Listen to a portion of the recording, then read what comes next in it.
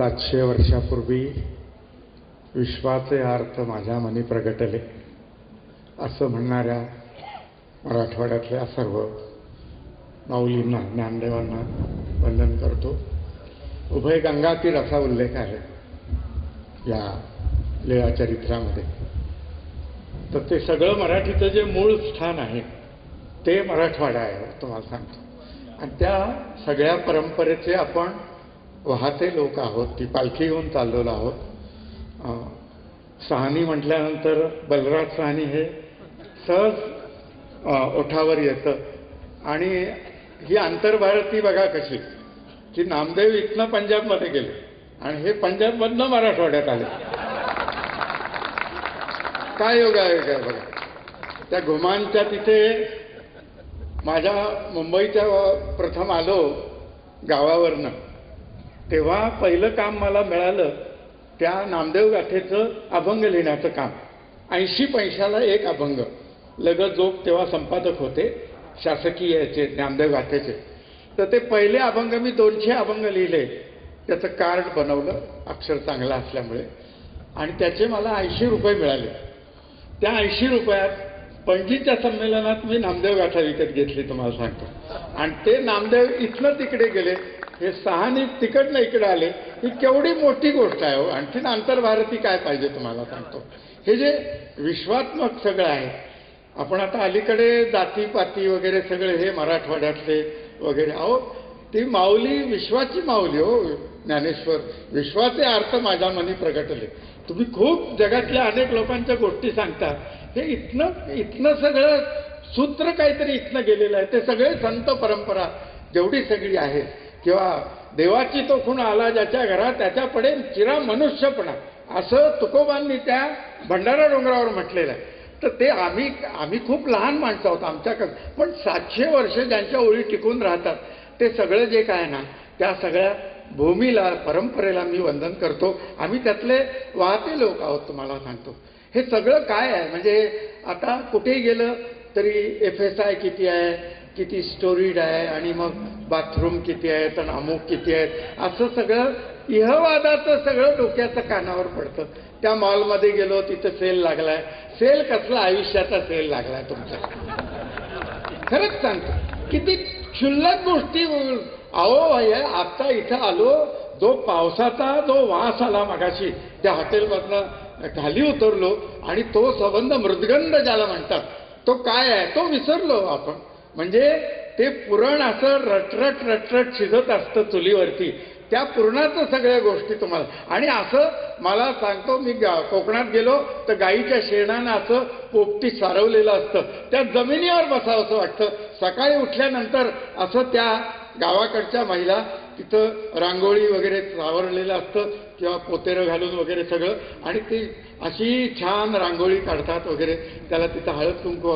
तर ते किती तुम्ही काय अत्याधुनिक काय तिकडचं लंडनच्या मॉलमधून आणि अमेरिकेमधनं काय आणलं तरी त्याला जी एक सौंदर्य, त्याला जी एक विलक्षण प्रसन्नता आहे, शुचिरभूतता आहे, ती या कुठल्याही आधुनिक प्रॉडक्टला ती शुचिरभूतता नाही असं मला वाटतं. मला असं भरून येतो काय आपण इतके जगण्यापासून इतके दूर गेलेलो आहोत. म्हणजे चमेली कुठली, मोगरा कुठला, जाई कुठली, जुई कुठली, ही जी फुलं आहेत नाना प्रकारची, त्या फुलांचे वास आपण विसरलेलो आहोत. जगण्यापासून किती दूर. म्हणजे कोणी पाहुणे आले तर फोन करा आणि 3 प्लेट मागवा वगैरे असलं काहीतरी. घरामध्ये त्या फोडणीचा सुगंध जो काही आहे आपल्या आईच्या सगळ्या ह्याच्यातला, ते भले काय असेल. अरे काय ती ताटली अशी फडफड तडतड तडतड तडतड ती भाताची ताटली उडते ना, ते बघत बसावं, त्याचा नाद ऐकत बसावं. कविता ही तुमच्या जगण्यामध्ये सगळीकडे सगळं जीवन हे कवितामय आहे हो तुम्हाला सांगतो. आणि आम्ही ते सगळं सोडून हे अमुक काय केलं, ते तमुक प्रॉडक्ट कुठलं बाजारात आलंय. अरे प्रॉडक्ट कसलं, तुम्ही स्वतः एक प्रॉडक्ट बनलेले आहात तुम्हाला सांगतो. विकले गेलेले आहात. विकले जातो आपण, पालवी नाही बघत. काय सुंदर पालवी असते तुम्हाला सांगतो. ज्या दिवसात ते आंब्याच्या किंवा ह्याच्याला फेब्रुवारीपासून काय पालवी. मी एकदा पालवी बघत गेलो पिंपळाची, तर माझा चष्मा विसरला आणि मी 3-4 स्टॉप पुढे गेलो. मग मी रिक्षा केली आणि चालत गेलो, रिक्षानं धावत गेलो आणि त्या कंडक्टरला म्हटलं थांबवली बस. म्हटलं मी पालवी बघत गेलो आणि ते माझं सामान सगळं मुंबईत विसरलो. तुम्हाला सांगतो पालवी बघा ना तुम्ही, पालवी नाही बघत आहोत आपण. वेगवेगळ्या पानांच्या रंगांच्या काय छटा येतो, काय एकेका पानांचं हिरवेपण आहे ना. या महिला हिरवेपणाचे रंग त्या याच्यामध्ये. आता ताईंबरोबरच आम्ही आमच्या घरी यांची आठवण का निघते. 25 वर्षापूर्वी त्यांच्या यानं ती संक्रांतीची काळ्या याची साडी, म्हणजे ती खास बनवलेली 2-3 हजाराची साडी त्यांनी मला घ्यायला लावली. आमच्या घरी अजून त्यांचं नाव काढतात तुम्हाला सांगतो. ते जे देखणे पण म्हणजे डिझायनर साडी ज्याला म्हणतात ना, ती साडी, हे जे काही जगामधलं सगळं जे सौंदर्य आहे हे जगणं शिकायला पाहिजे. आपण वस्तूंच्या मागे लागलेले लोक आहोत तुम्हाला सांगतो. वस्तूंच्या कविता ही इतकी आतली गोष्ट आहे तुम्हाला सांगतो खरंच. म्हणजे या याच्यामध्ये तुम्हाला ते गोदा गौरव वगैरे कविता आहेत तुम्हाला सांगतो की तो जय संजीवनी जननी पयोदे श्री गोदे भवताप तुझ्या प्रवाही कुंकुम मंडित बाल रवी अरुण करी जय संजीवनी. आता हे नाद आहे ना, हा काय भाषेचा नाद आहे. काय नाद आहेत एक याच्यावर. बोरकरांच्या कवितेत काय नाद आहे, सगळ्यांच्या कवितेत काय. ही भाषेचं जे सौंदर्य आहे ना ते आम्हाला नाही माहिती. आणि आम्ही कुठले तरी सगळे लोक असे ते मोबाईलमध्ये असे हे करून वगैरे काही स्वतःचं कर्तृत्वच नाही ना. काही स्वतःचं काय करतो. तुमचे गुरु एवढे होते ना आम्ही होतो. अरे तू काय आहे, गुरूंची काय महती सांगतोस तू काय केलंस आयुष्यामध्ये. तर हे सगळं तुम्हाला सांगतो. मराठी पण आहे ना, ते मराठी पण विसरलं. आता माझा आज पुरणाच्या पोळीचा योग मला जरी पथ्य असलं तरी त्या जालन्यामध्ये आज पुरणाच्या पोळीचा आणि आमटीचा योग होता तुम्हाला सांगतो. माझ्या आयुष्यातलं म्हणजे आता युगे 28 विटेवरी उभा, पण मला 28 वर्षांनी हा पुरस्कार दिल्याबद्दल ताईंचं मी त्यांच्याबरोबर अनेक गावोगावी आम्ही कविता म्हटल्यात तुम्हाला सांगतो. ही खूप मोठी गोष्ट आहे. जालन्यामध्ये हे सगळं जे काय आपण एक जालना हे काय हे त्या महसुलासाठी रेव्हेन्यूसाठी भिंती आहे. तो सगळ्या ही राज्य या तालुक्याची सरहद्द ओलांडली ना अमुक ओलांडली. कवी हा विश्वाचाच असतो सगळं, आणि तो कुठल्याही भाषेचा असतो, तो विश्वाचा असतो. म्हणून 700 वर्ष 1000 वर्ष सगळं टिकून आहे. तर मी काय फार बोलत नाही, कारण पुढे नंतर या मला नेहमी मागं दोरी बांधतात की हे मागं असे खेचतात कवी संमेलनात. एकदा बोलत सुटलं ना तर वाट लागते तुम्हाला सांगतो. म्हणजे कविता ही अशी गोष्ट आहे तुम्हाला सांगतो, अनुभव सांगतो, जरा थोडंसं वाटतंय.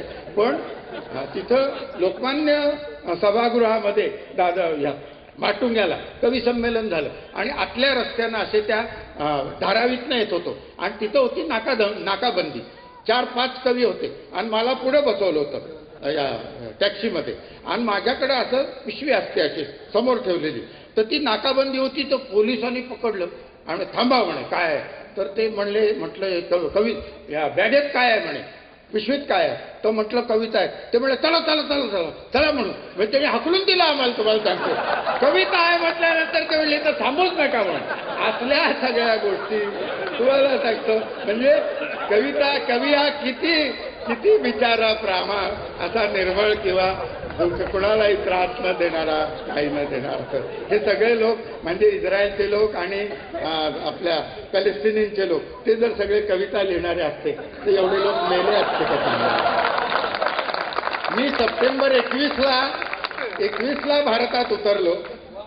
त्या दिवशीचा BBC वरचा डेज किंवा अल जझीराचा 44,000 होता. आणि काल मी बघितलं त्याच्यावर 66,000 डेड पॅलेस्टिनियन. म्हणजे काय युनायटेड नेशन्स अमुक हे काय चाललंय जगामध्ये. हे असं सगळं वगैरे असं आहे ना. जातीपाती काय, हे या जातीचे ते त्या जाती. अरे हे सगळं हे हृदयीचे ते हृदयी घातले असं सगळं करणारे आपण लोक. आपण कशावर मी फक्त पाडव्याची एक कविता म्हणतो. ही म्हणण्याचा योग एरवी कधी येत नाही. आज इथं आलाय. ज्यांच्या ताईंच्या घरची पुरणपोळी खाल्ली आहे त्याला जागलं पाहिजे म्हणून मी पाडव्याची कविता म्हणतो. बघा, आंबा असो फांद्या झुकोत जमिनीवर जडावल्या, फांद्या झुकवत जणमीवर दडावल्या. मी त्या देवगडच्या तिथं मला आंबा दाखवला. त्या अशा जमिनीला आंबा टेकेल की काय, इतकं ते असं ओझत सहन होत नाही हो झाडाला. तुम्हाला सांग, चैत्रांगण असो सारवले, उमटोत पावले राशी भरोत गव्हाच्या, सूर घुमो हे लाभ हे दोनचा. आठवडी बाजारात पूर्वी बघा ते असं मोजायचे ना ओढताना, आणि ते 2, 3 हे जे आहेत ना ते अंक घेत नसत, ते त्याचे वर्ज्य होते. ते हे लाभ हे दोनचा. आठवडी बाजारात वाळोत पापड कुरडया माळवदावर, वाळोत पापड कुरडया माळवदावर, रटरटो पुरण शेवया लगतो बोटांवर. काय ते असं फळकूट असायचं. आणि त्या गावात असं आपल्या घराच्या बाहेर त्या महिला अशा शेवया हे करत असायच्या, आणि त्या अलगद उचलून त्या बांबूवरती कळकावरती असा ठेवायच्या. हे मराठीपण आहे तुम्हाला सांगतो. शेवया लगतोच बोटावर, बाया असोत नऊवारी, माठ जिरपोत थंडगार, चव असो वाळ्याची, असो तहान, असो डाळपणे पानावर, मोगरा असो केसात, सांजेवर गंध पसरो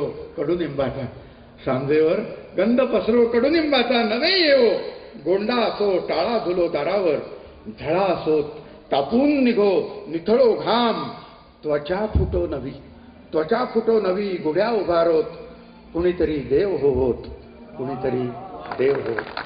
पुन्हा एकदा दुःखी सहनी परिवाराला, जे दुःखी त्यांच्या स्मृतीला अभिवादन करतो. जे काय नाही आहे आणि काय असायला पाहिजे या दोन्हीवरती कविता लिहित असतो आपण. जे काही नाही आहे त्याचं जास्त लिहिणारे काही लोक असतात, त्यातला मी आहे. मी त्यांचा दुःखीयताच एक असा वाहक आहे, असं त्यांचा इतका मोठा नसेल, त्यांच्याशी तुलना नाही करत आहे, पण त्याच वाटेवरचा आहे मी.